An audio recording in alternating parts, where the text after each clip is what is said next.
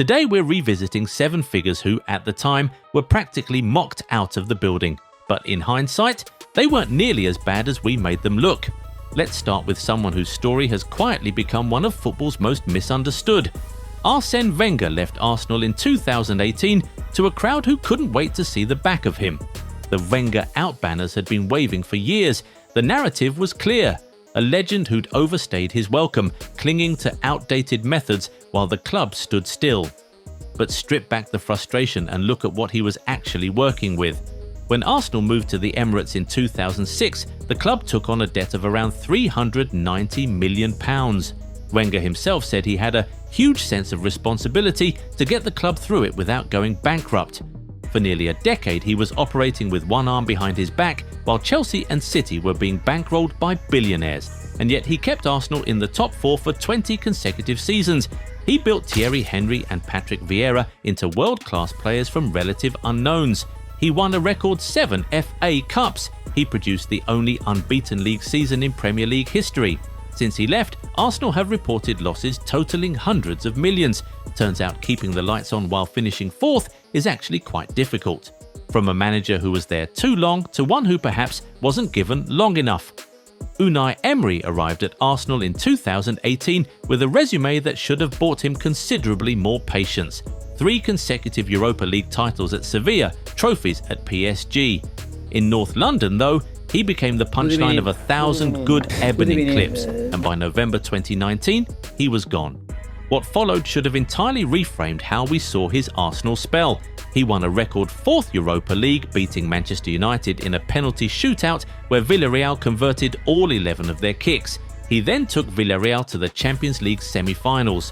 When Aston Villa called in October 2022, with the club sitting 16th, Emery transformed them into genuine top 4 challengers, securing a 4th place finish in 2023-24, their first UCL qualification since 1982, while defeating both Arsenal and Manchester City along the way.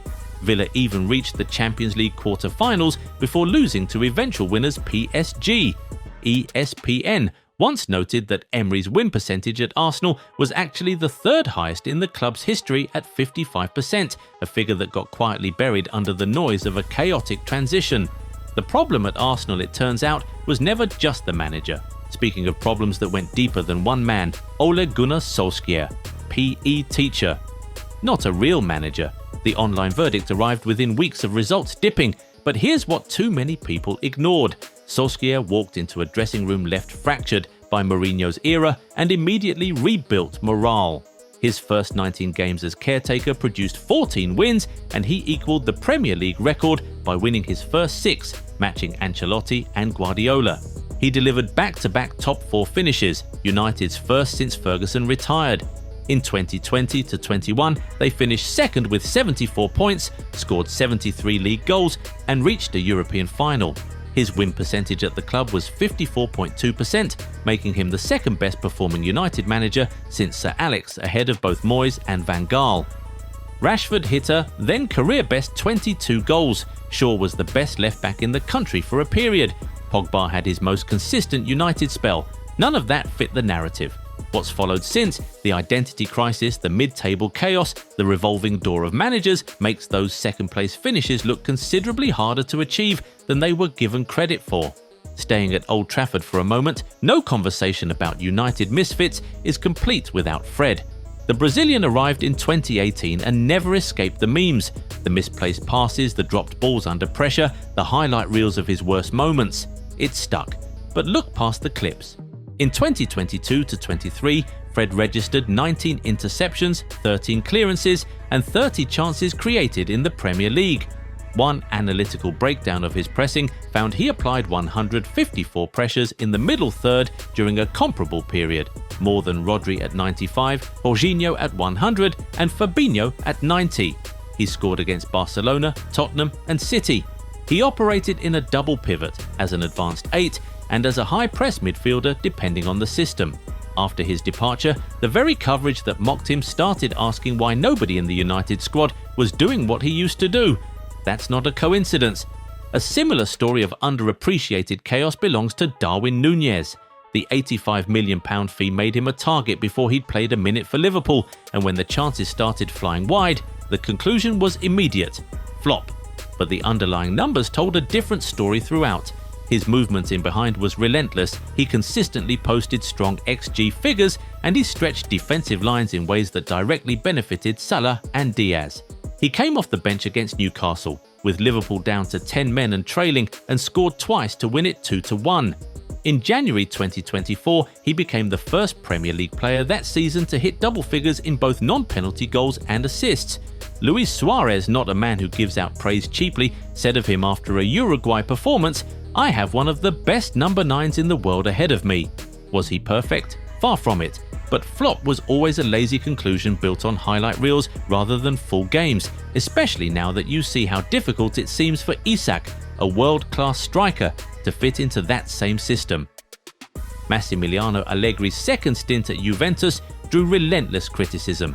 Too defensive, too negative, football that had no ambition. When he was sacked in 2024, very few mourned it, but the circumstances he managed under were extraordinary.